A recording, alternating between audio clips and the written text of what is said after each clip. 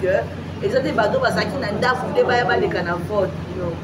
Ngai Marco nakangaki signature parce que namonaki ete bozo belingaki ekota na matanga papa.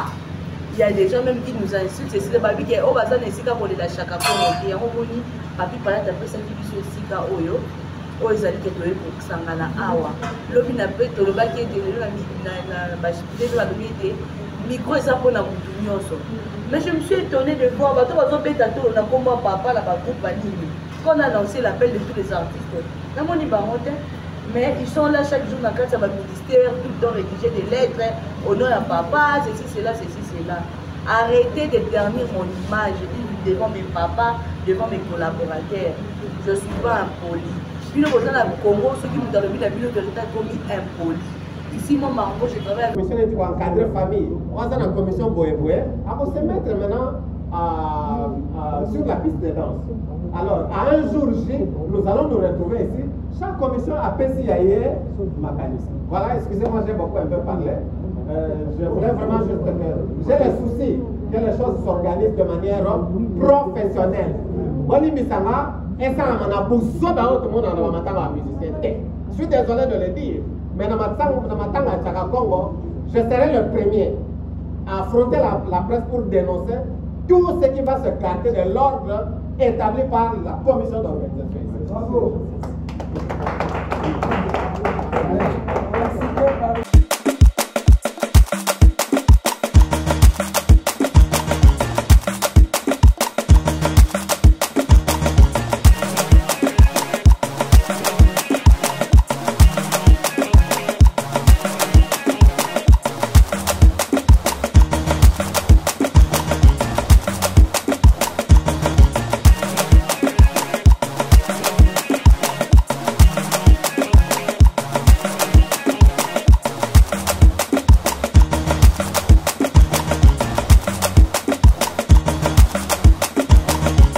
Certaines susceptibilités, raison pour laquelle nous parlerons en français comme nous parlerons aussi en lingala. En ce moment, comme nous sommes devant, parce que je sais que Batou nous sommes la responsable de la corporation, n'est-ce pas? Moto na moto, banda na suka boye, ti na suka, abanda atelema, atanga kombo na ye, aloba structure oyazo représentée à partir de la droite.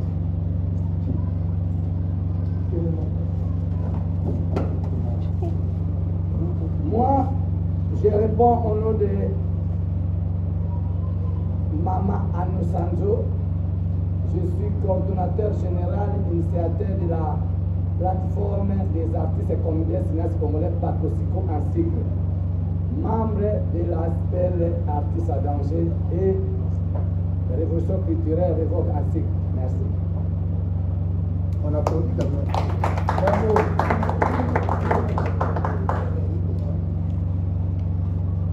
Je suis Ngies Ndoma, ami Costa, les représentants des acteurs de la monde congolaise, président et coordonnateur. Je suis Georges Kinga Diinda, même il avait un King Georges. Nazali awa na kombo ya Aspel Révolution culturelle pour ezalaki présidé na feu Chaka Congo et Nazapek comme représentant il y a Conseil national de la musique. Alors pour la Révolution culturelle, je suis là au nom et sur mandat me confié par la vice-présidente Ouazaolanda directement Chaka Congo qui n'est pas avec nous, Maman Magui Yoari. Je vous remercie. Moi, je suis M. Adela Makabi Samilou, secrétaire général de l'ASPEL Artistes en danger.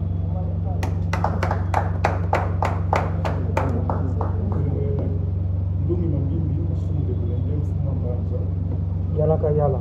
Président de l'ANTPC, l'Association nationale du théâtre populaire et cinéma, artiste comédien. Réalisateur du film Simon Kimbara. Merci à Dieu Salim, pour l'histoire, auteur et compositeur, éditeur, producteur, réalisateur, PCA de la Sonica, président national de l'UNESCO. Merci.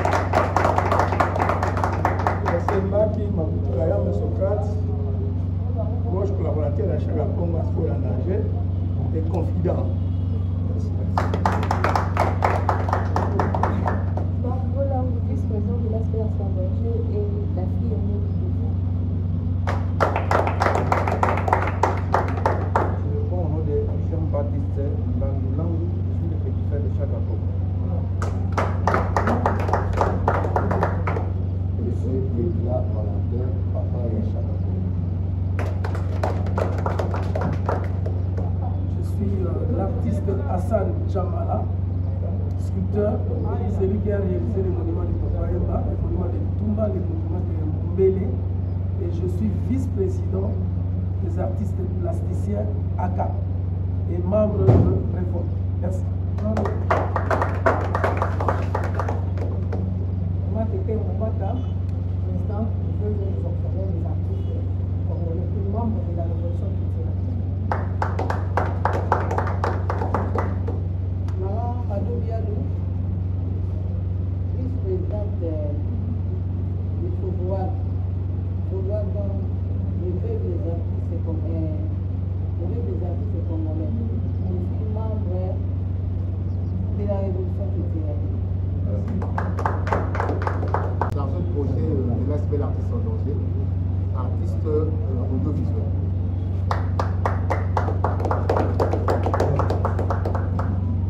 Golf du Congo, communicateur de l'UNICO et de la révolution culturelle. Sergio Roger Boussegota, président du syndicat des artistes plasticiens, communicateur de l'UNICO, communicateur de la révolution culturelle. Sonika ezali. Sokoda ya di Sonika pe ezali. Mais excuse, hein, soki na attaque Sonika ezali. Pour participer aussi la scène qui côté à coordination.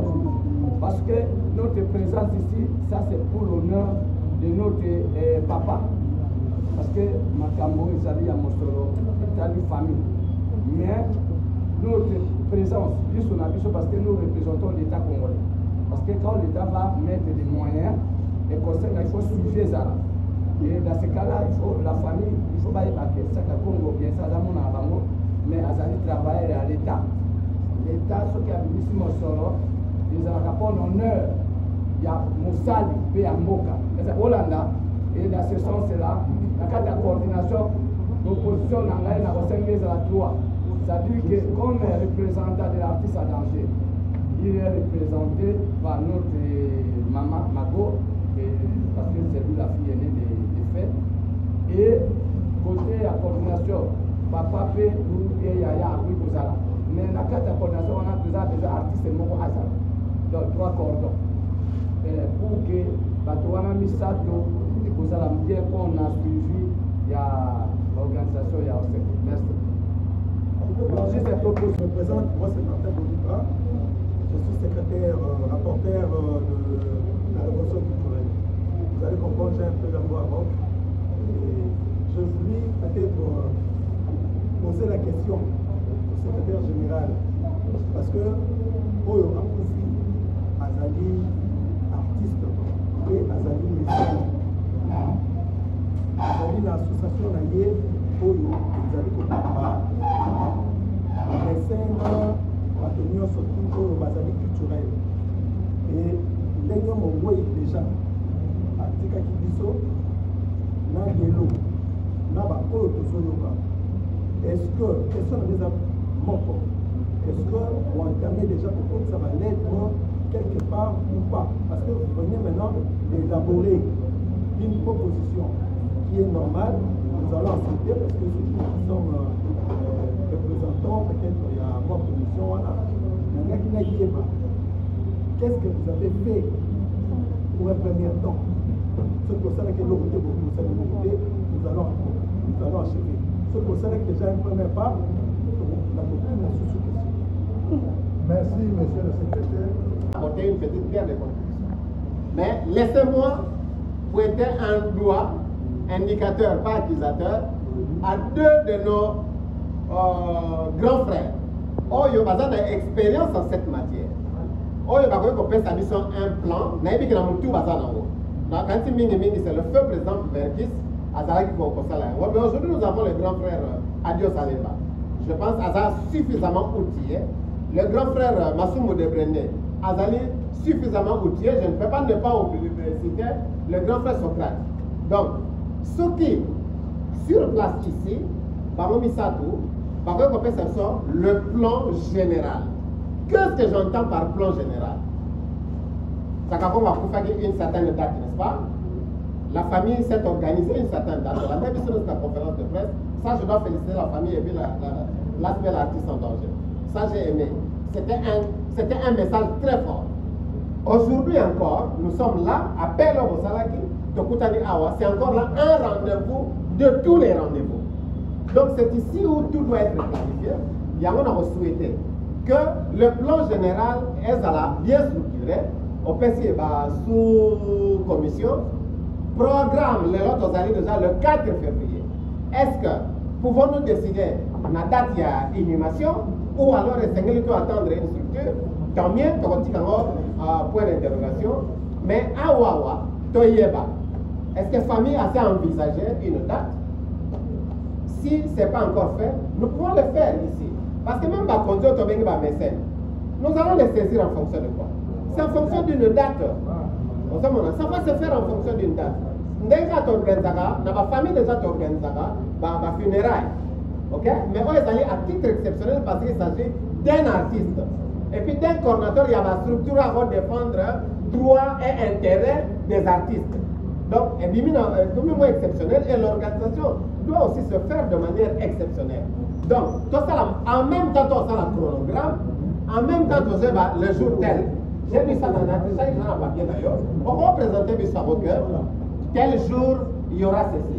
Tel jour, il y aura cela. Jour, il y a l'effet du corps. Donc, on va à telle heure, à tel endroit. On les fait corps, on les place tel moment la place des artistes. Cimetière Nino est allé prévu. Voilà. Simanango, chacune des commissions. On a la commission logistique, on a la commission à transport, on a la commission pour encadrer famille, on a la commission boé-boé. On va se mettre maintenant sur la piste de danse. Alors, à un jour J, nous allons nous retrouver ici. Chaque commission a PCIE mécanisme. Voilà, excusez-moi, j'ai beaucoup un peu parlé. Je voulais vraiment juste que j'ai le souci que les choses s'organisent de manière professionnelle. Boni Misama, et ça, on a besoin d'un tout le monde en matin musicien. Je suis désolé de le dire, mais dans ma tanga à Tchaka Congo, je serai le premier à affronter la presse pour dénoncer tout ce qui va se carter de l'ordre établi par la commission d'organisation. Bravo.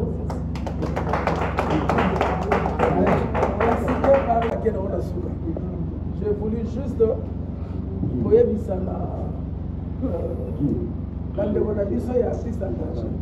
le travail que vous avez montré est ça bien. Mais dit que puisqu'on doit s'entraider, la puissance va commencer à pays. Mais là, élément beaucoup. Nous sommes devant la presse. Comme nous sommes devant la presse, les questions sont à Barou. Mais il y a la discussion à Bissoti. Vous comprenez? Donc, si je comprends, dans le document les volontaires qui sont venus, les lots, nous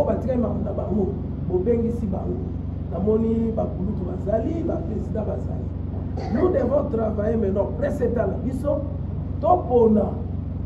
Biso n'est pas topona, biso quand on dit goya, c'est que ça sali. Donc, pour tout le monde, on va faire des pas niveau ni. L'homme est au symposium, on a même la Eva qui nous a sali.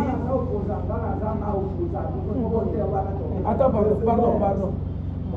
On comprend. Biso par rapport à la presse, c'est pour dire que tous les hommes dans la case de départ, avant que les hommes soient dans la famille ou bien un artiste engagé,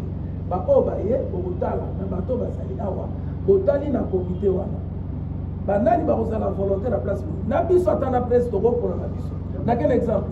Papa Massoumou de Brende a chapeauté comité T.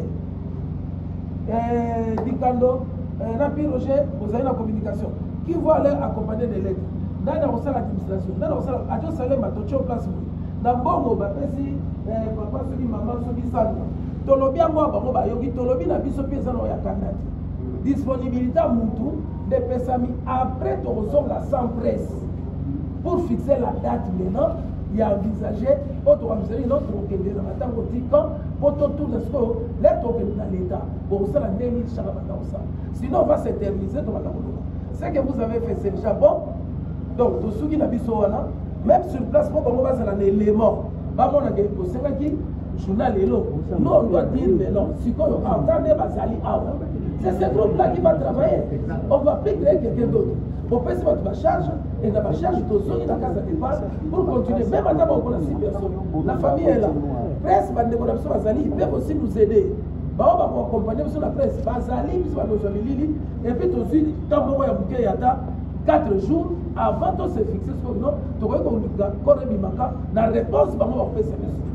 c'est ce que moi j'allais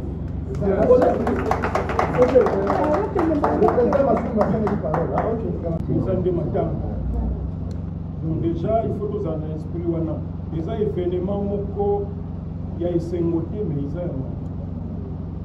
ils et souvent des artistes biso de temps en temps mais je parle de biso pas musiciens souvent matanga nyonso ezalaka obligé maintenant soit ya kobunda soit kofingana na ba presse.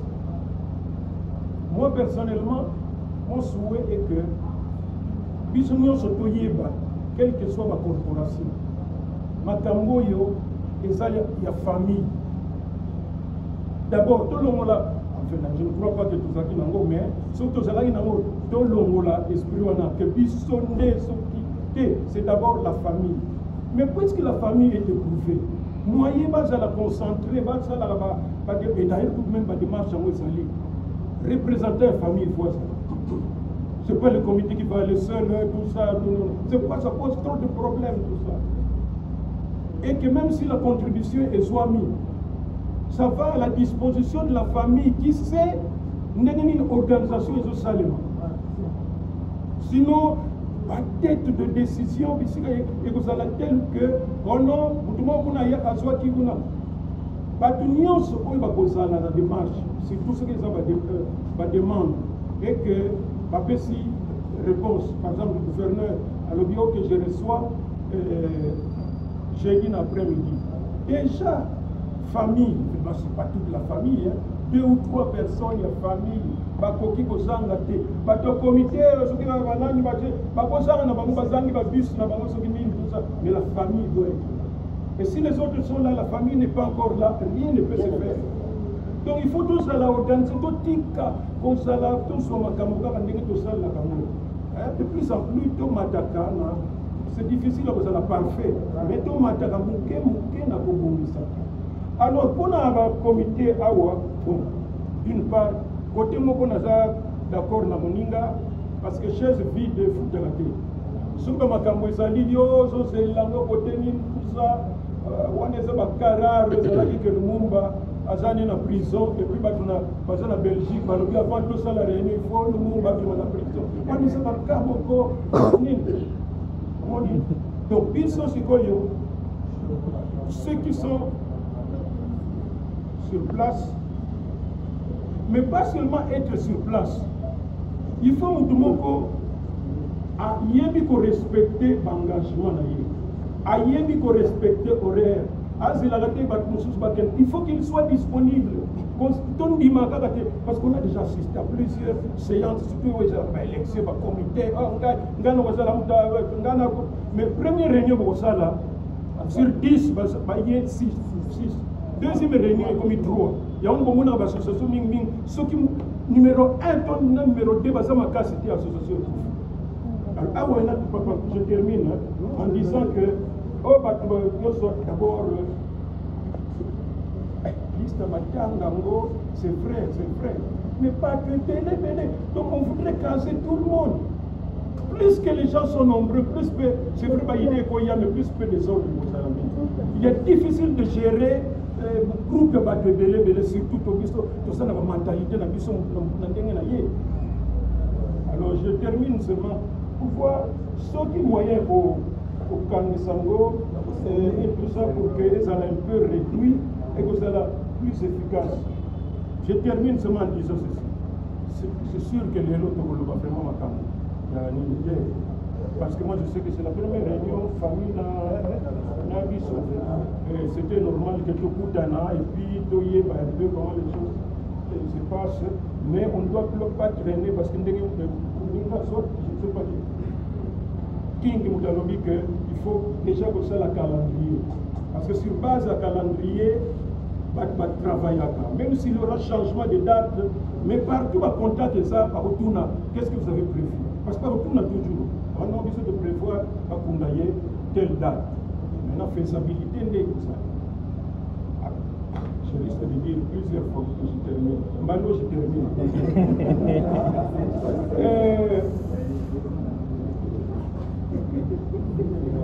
Le souhait de tout le monde est que Matanga et Salah Malama. Mais tout dépendra aussi, il y a mobilisation, il y a artistes et pas presse, pas donateur. Ils ont la même présidence, ils ont la...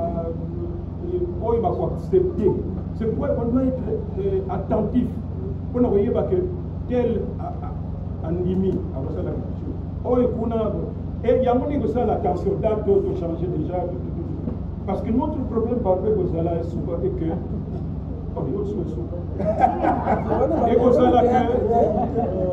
Il faut tout bunda, on a récupéré, il faut tout bunda, on a besoin de coquille, nyonso, oyekozala, que Matanga et Salema. Nous n'allons pas traîner, on a besoin de bambongo, moko et saboya. Ce qui est aussi bon, Matanga et Salama, là, tout, bambongo, on a besoin après Matanga, on va faire la famille. Donc nous n'allons pas faire Matanga 6 mois, tout ça, parce que tout cela, Moutoumou va tika la wana prometta qui $20. Si nous avons déjà tout ça, on va coquer pour Kunda, tout ça, n'est-ce pas la carte, pour Kundi, et puis, ce qui va doit le gouvernement, c'est puis la famille, elle va continuer. Bana Matikali, et puis tout ça, vous m'excusez, il faut le faire.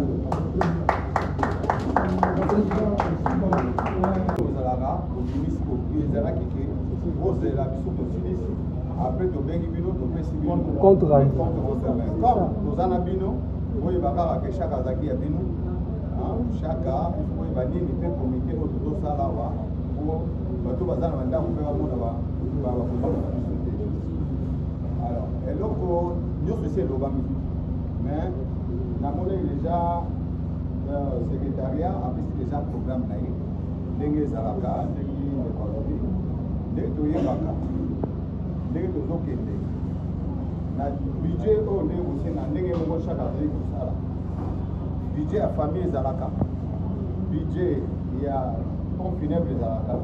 Un budget à l'artiste. Il y a un qui Corona, Socrate, Azaïna Moana, Rabino, Yo Ebine Makamoza, Azaïna Mikana Yoso, Bastiment, Oyo, Azana Moy Bele, au Chala, pour pratiquer les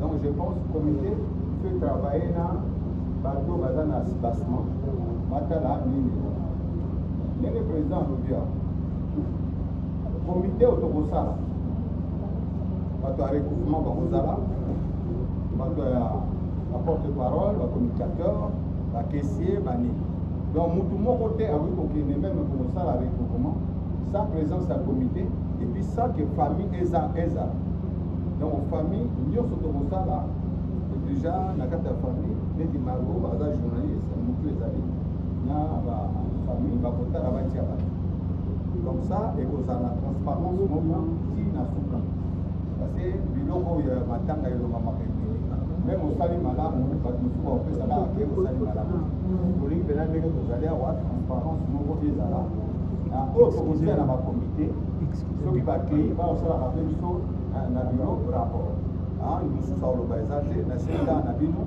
boyeba le bosala montage nini bokotia te lelo bokuta na nsima sans caméra après tokobenga bino po topesa bino programme date nde balobi parce tokotia date elobi te mpo toza nano makoki il faut toluka nano makoki ntango toza na yango toyebi sikoki tobengani bato nyonso ya komite baninaka telefone mpe etikala na biro même tosali groupe ke groupe ya organisation ezali po tose communica bongo nazali na yango.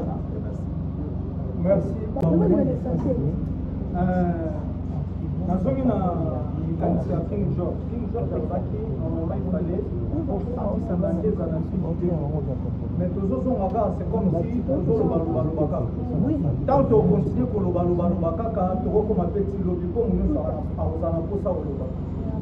Nanga naloba soki moyen ezali oyo ezali motuya na bomwa na biso abengai biso lelo po astopaki alobi eloko moko esalema su te bongo ndia. Donc le long des démarrage, donc il est très important. Moi, dans mon presse lui, donc on a reçu quand on a son moyen d'aller. Donc on a reçu quand on a juste bâti du temps pour le long des allées l'eau, pour au moins petite organisation pour le salam. Voilà. Les candidatures bosso à moi. Les candidatures balais, donc les candidatures bosso n'a pas été on a cédé. Donc ça veut dire son moyen d'aller. Le lot lieu to connaît au baloba, to me kana reçu quand awa et puis de libérer presse. Tomé autant à moi avec l'organisation. Voilà. Les candidats balais, les candidats balais. Oui, il a mis balais. Ok, na bandeli. Na beta isete. Les candidats balais, yani, les candidats balais zali na mana luba. Ba volontaire ya liboso. Ba volontaire ya liboso. Ba zali. Nenge na zomi soko na les candidats ya papa Masuma. Bako bazali ande baza ba volontaire o déjà o bakeli lisusu o ya liboso bazali pourquoi liboso bazali ya liboso bazali pour moi désagrément le nom ça o batunsu ba éviter alors na ko éviter ni na ko éviter kaka biso ba tona kati organisation to ya to ça sous désordre je sais ce que je parle cela veut dire boye bodil kamo boye mutu mo aye lisusu ba campagne mode d'investigation ils ont bien et puis papa donc sa famille moi je suis margot tu as déjà ma commande ne kaka et famille il faut pas travailler penza na moi na basala eloko moko bayoka na bangote et puis moi na a travailler na bato et bien chaque Congo ezo kenene tieza moi spécial na sens ni chaque Congo ye moi bana travailler na ba comédien ye mo ba travailler sur na ba artiste musicien mais le long tant chaque Congo kufi et comique na ba comédien na ba artiste musicien na ba dessinateur na ba donc il y a combien un peu moins spécial et moyen de diminuer champ exalté c'est presque tout le monde a se figurer c'est golf du Cangolo la fête la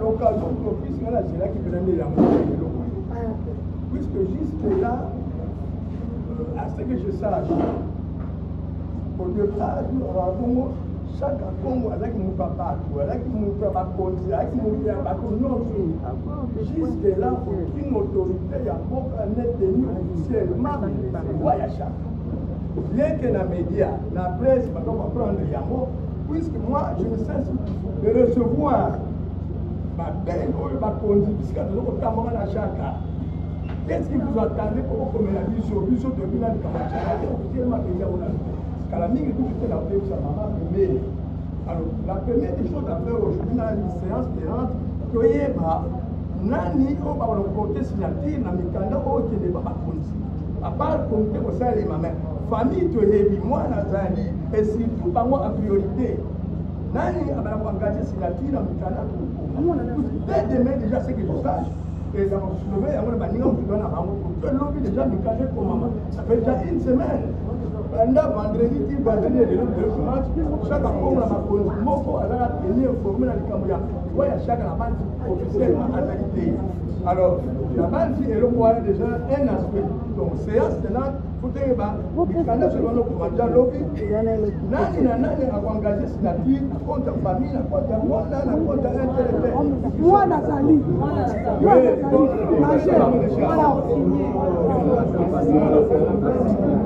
papa vous venez nous la presse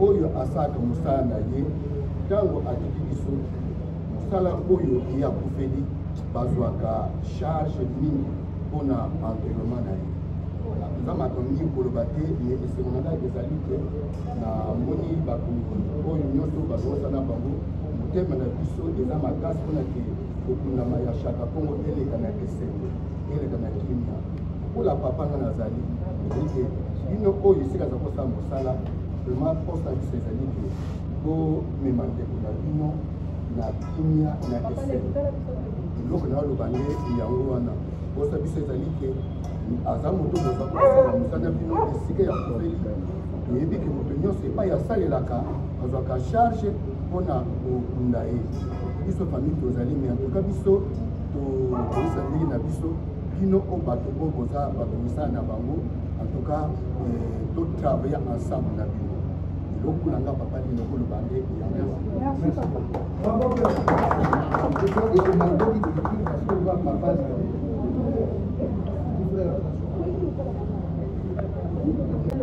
Premièrement, par rapport à Socrate à Moïse, bazo benga par-ci par-là, balette officiellement. Pourquoi tu dis balette officiellement? Parce que déjà on est dans une cache. Il y a des structures où on a bazana, noata, namikanda, il y a l'État et l'autre côté, mais bah comme les gens qui les déjà pour c'est déjà mikanda par-ci par-là, n'a pas moi par-là, on a une hémorragie. À partir après le poids sur ça là.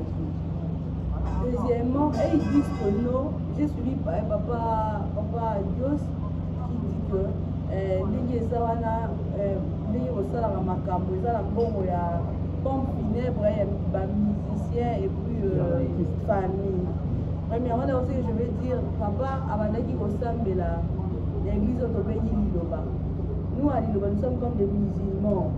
Que nos macamois sera grandiose, tout le monde dit qu'on développer ma kimia, papa Dios.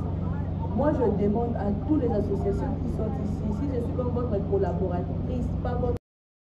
Faut saisir les Gamboumoko. Biso, ma structure. Biso, ma structure, autonomie, il faut y aller l'opus, la biso. Toyaki au total à Nengenimi artiste en danger et au sein de la comité et Tchaba. C'est tout. Toyebi va communicateur au bazar.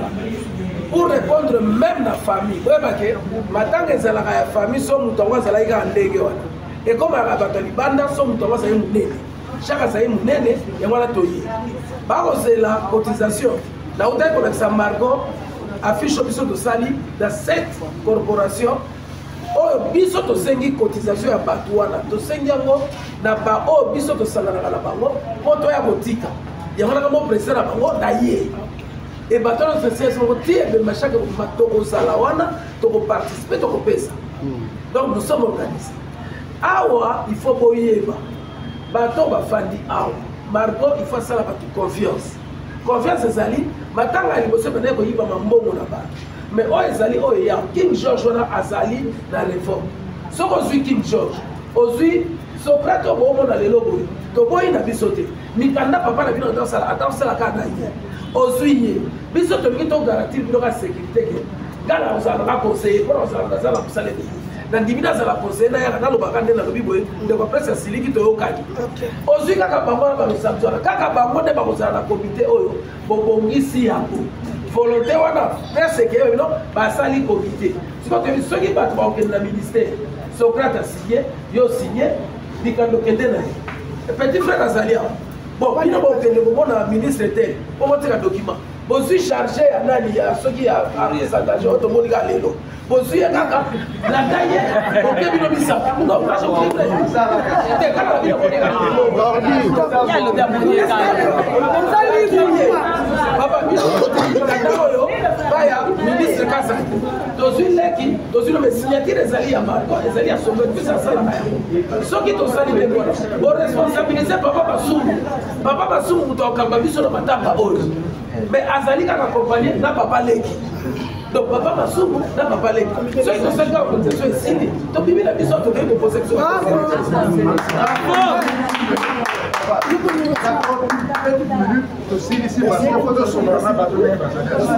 Chers collègues, s'il vous plaît, c'est une provocation. Il y a qui awa la interpellation de la famille. Il y a qui prend la interpellation de la famille. Je suis journaliste automatique, je suis la chaîne nationale. Donc, ce que vais vous demander, on ne va pas vous accorder des questions à vous poser. Aujourd'hui, là, on ne va pas vous accorder des questions à vous poser. Parce que nous voulons constituer une commission pour ça là que nous, dans vos moyens prochainement, pour qu'il n'a plus sur la question Oyo, pour que qu'on répond au niveau. Parce que ce qu'on va dire, qu'il n'a plus sur que vous allez nous blabla. Parce que la commission, non, nous, les amis composés. Comment souffrir?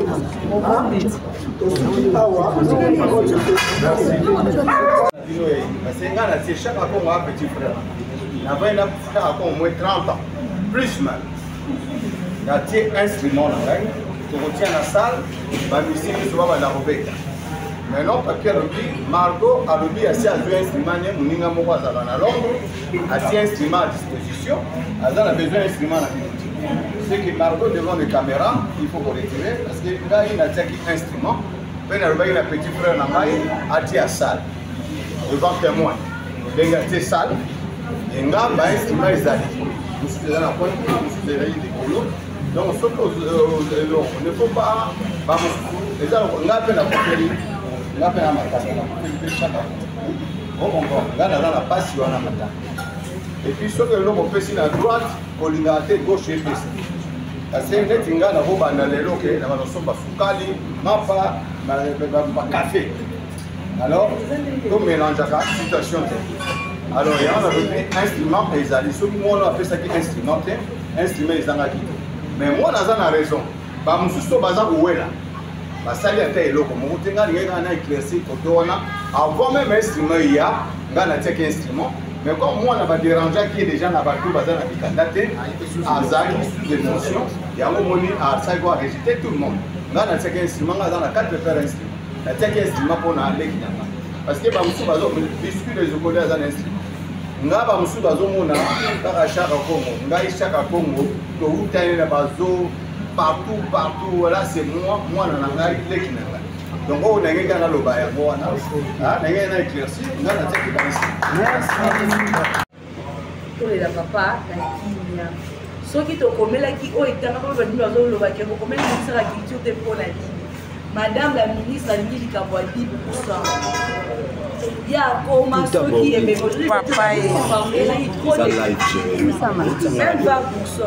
Dans quel sens? La dame, quand elle est venue, elle ne maîtrisait pas ce ministère. Et ça, elle a dit parce que madame Catherine Azaki n'a pas ambition et qui doit recommencer le ministère à culture et art. Les artistes ont commis solo, il y a un bon musicien pour la nuit, on va découvrir des fois à Koufi. Et ça, il y a un musicien. Il y a un ministère à culture et art, il y a un mission pour moi. Il y a un peu pour imposer dans ma matin à nous, bon, musicien, ça là. Bon, il y a un instrument et ça là. Tous les artistes qui sont ici, l'individu qui ont un instrument. Il y a Limiko qui est là, je ne pense pas qu'il y a un instrument. Tony, même le président qui est là, je ne pense pas. Autant à réaliser le film, il y a le quoi, film qui m'a caméra sophistiquée. Il y a un dossier pour tous qui sont là. Parce que le professeur a le leader. Et ça, des bateaux, parce qu'il y a un daf, il y a des canavotes. On a une signature parce que dans mon enquête, Bouzo, il y a papa. Il y a des gens même qui nous insultent. C'est le babi qui est au bazar, il y a un chaka il y a un papi par là, ça qui sont aussi là. Oh, ils allaient être pour Sangana Awa. L'homme n'a pas été le bac qui était là, micro et ça pour la moutounioso. Mais je me suis étonnée de voir, on a comment papa, la groupe Anime. Quand on a lancé l'appel de tous les artistes, mais ils sont là chaque jour dans le cadre du ministère, tout le temps rédiger des lettres, au nom de papa, ceci, cela, ceci, cela. Arrêtez de ternir mon image devant mes papas, devant mes collaborateurs. Je ne suis pas impoli. Puis le Congo, ceux qui nous ont mis la ville de l'État commis impoli. Ici, moi, Margot, je travaille avec vous comme collaboratrice. Je suis pas comme, je suis votre fille, mais ici, nous travaillons comme, toujours ça n'a pas idée. Regarde le temps que moi, on avait collaboratrice, les artistes en danger. Nous avons des qui s'appellent, monter la moto. Après ça, oh, il y a qui, pour famille, depuis ma bande qui n'a cessé si beau, et le moment est mon ami. Bravo.